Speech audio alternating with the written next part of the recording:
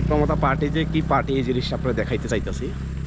এই দেখেন আমি এখন যে জায়গায় আছি এটা আমরার নতুন বাজার মালবাসা কনস্টিটিউশন যেটা ওখানে ডিস্ট্রিক্টের ভিতরে পড়ছে এটার ভিতরে পড়ে এই এখন আমার পেছনে দেখতেছেন একটা বিজেপির পার্টি মানে একটা বুথ অফিসের মতো করছে আর কি ইলেকশন চলাকালীন সময়ে। ঠিক আছে, এটা করছে। এই ভিডিওটা করার উদ্দেশ্য হচ্ছে আমরা তিনপ্রামথা পার্টি এই দেখেন আমার পেছনে যে বিজেপির পার্টি অফিসটা আছে এই জায়গাতে একটা উংলি টোক্কা পর্যন্ত দিচ্ছে না কেউ। এটা হচ্ছে বিজেপির মানে পার্টি অফিস।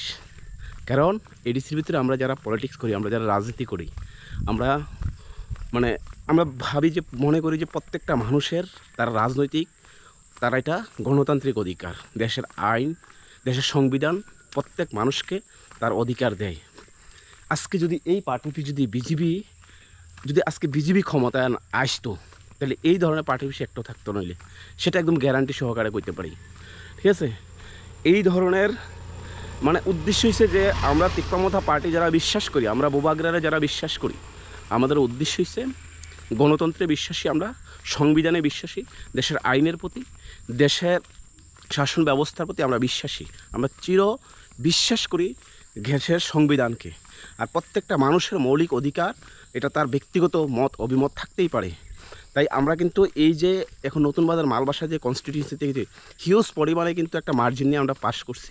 ঠিক আছে, এর অর্থ তো এই না যে আমরা জিতছি, আমরা কারোর পার্টি পিস ভাঙবো, কারোর ঘরে আগুন দেবো, কারোর রাবারে ক্ষতি করবো, এই ধরনের না।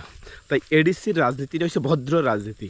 আর যদি এই পলিটিক্সটা এই যে পার্টি আজকে নন এডিসির ভিতরে থাকতো, জেনারেল এরিয়া থাকতো, এটার পাত্তা থাকলে জীবনে থাকলে তো অনেক কিছু শেখার আছে। ধন্যবাদ।